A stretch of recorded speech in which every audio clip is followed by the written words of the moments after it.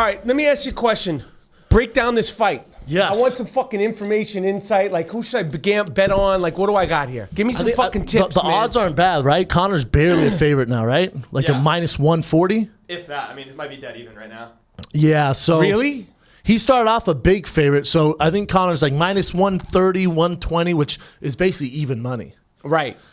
And I get heat for when I pick guys. I'm picking guys solely based off what I think. I love Diaz brothers. I think Diaz deserves all the credit, all the money in the world. It's about time that guy gets the fucking recognition he deserves. He's a dog, man. Right. He deserves it. However, I don't see him winning this fight, man, because He's too good, Connor? Too fast? Conor has too many tools. He's too fast. If you go back and look at the fight, we see the highlight of Conor getting choked out. What you don't see in that first round, Conor pieced him up and didn't get touched. And the reason why he gassed out is because he's never fought that weight, and he's used to touching guys and then going to sleep. Right. So he's like, I'm just going to knock this dude out. Diaz is way too durable for that shit. Right. You can hit him with a sled shovel, and he's going to keep coming forward. He's like Terminator. Well, what does that have to do with That was a lack of respect and too much belief in Conor. Too much hype, right? Too much. Not even that, but like when you're known as a knockout artist at 145, That's a big fucking jump. It's a huge fucking jump. No one else is going to do that. That's why I don't look at this as a negative thing for Conor. No other fighter's fighting a guy with 30 pounds on him talking shit. Right. You know what I'm saying? So I think for Conor, he went in there was like, yeah, I touch dudes, they go to sleep. Right. It's no difference. Right. And someone in his camp should be like, listen, brother, this is a big dude. He's way bigger than you, and he's also known to have a granite chin. Let's stick and move, man, and work him. If the knockout's there, great, but don't go looking for it. And you see Conor in that first round, literally, he's so much faster. Just piece him up, doing whatever he wants. And he was catching with the and then he got uppercut. tired. Is that what it was? Yeah, because think about like, 'Cause when if he it's caught a him- video game, you're throwing power shots, your stamina meter's going voot, Right. voot, voot, voot, and then he gets to the second round, and he's like, oh fuck, man, this guy's not. We're going still anywhere. here. And Diaz's like, cool, man, keep doing that. And I'm fine. And Diaz caught him with that. with that two-piece, and he's so much bigger. Conor's never been hit with that. What's his natural weight? Like, what's Conor? What do you think is his best fighting weight that he should be fighting at? 55. And this one's at 170 70. also? And this is the kind of guy McGregor is. They told McGregor, we'll do it at 55. He went, no. We'll do it at catch weight 160. He went, no. What kind of champion would I be if I went, all right, you beat me at 170. Right, no. Now you got to do this. Right. He's like, no, I can beat him at 170. Leave it at 170. I'll figure it out. He also spent 6 figures on this camp to figure it out. Now, somebody else, what does that mean? He spent 6 figures. What big fucking deal, right? Or like... In our world, it's kind of a big deal because, there's maybe 10 fighters in the world who could spend 6 figures on a camp. So Right. that means he's flying in bodies to mimic Diaz. Right. Nonstop travel. He's getting the best food, Right. best coaches, best sparring partners, just to make sure he has all his bases covered to beat Nate Diaz. Right, I got you. Most fighters, it's literally like, You take what you can. especially at heavyweight, like you just don't have the money. So it's literally like, fuck, I hope. There were some days when Shane retired, I'd be in Denver. There's some days where if a big guy didn't show up, I just wouldn't hit the bike because I have no one to train with. Right. That's the So he's got it all set up. Like it's like this is guys to a science.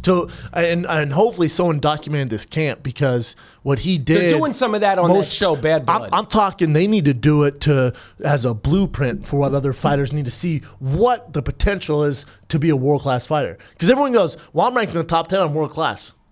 You're world class talent. You're not performing at a world class level as far as camp, coaches, sparring partners, nutrition, everything. So how good is he in terms of like, we talked about this the last one was on, because we talked about with Ronda Rousey and it like the greatest of all time and the greatest of all. And I think that in UFC they throw that fucking term around like so it's all quick marketing, and so fast. But how good is Conor in terms of what he's done so far? Like what is his potential? His thing is we haven't. For those UFC fight heads out there, like remember when Lyoto Machida jumped on the scene and we're like, "What the fuck are we gonna do?" We've never seen this. Like he's from the Matrix, And then after he had a hell of a run, but then guys they started bringing karate and taekwondo guys to mimic him. So because you only get one shot at Leo Machida, Right. good luck duplicating it. Right. So then with Wonderboy Thompson, same thing. No one can really figure him out yet. Right. Because they're like, what the? We never seen this. With Conor, it's the same thing. You can't find a guy who mimics him really. There's a different young styles, cat right? in Brazil who mimics him to a T. That Jose Aldo worked with, Nate Diaz and those guys, I highly doubt they brought that guy in. They're not known for doing that. But he's out there. So Conor McGregor, he's fast. He walks the walk. He talks talk. His thing is, his big X factor is, if you threw him like a Frankie Edgar, a Dos Anjos, like a real grappler, how's he going to do? Because we've seen him fight, and that's the one knock on him. We've seen him fight Chad Mendes.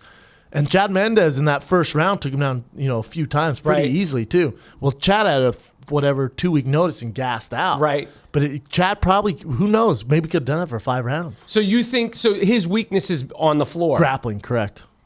I want him to fucking lose. I can't stand him. Why? Because the thing, just like the same way that I can't stand Floyd Mayweather in boxing, and I think the thing there's so many he stole Floyd's whole shit, which is obviously a version of Ali's shit and other fighters who have talked shit. But Conor McGregor does all this shit talking, and people love him because he's a white Irish dude. Floyd. Now granted, Floyd with the women and all. Floyd beats women. Yeah, I got it. But he's also a counter striker. But I'm just saying in terms of, and it's a different sport.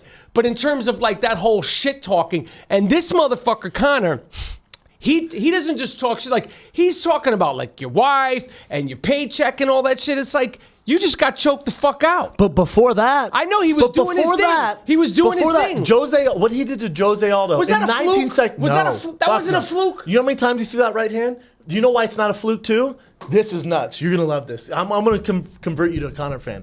They have video of Conor in the back, and before he walks out, and he goes, he's like, they have the video on him. He goes, this is what he's gonna do. He's talking to his coach. He goes, Jose's gonna come out like this. He's gonna punch. I'm gonna slip, knock him out like this. Everyone's like, okay, man.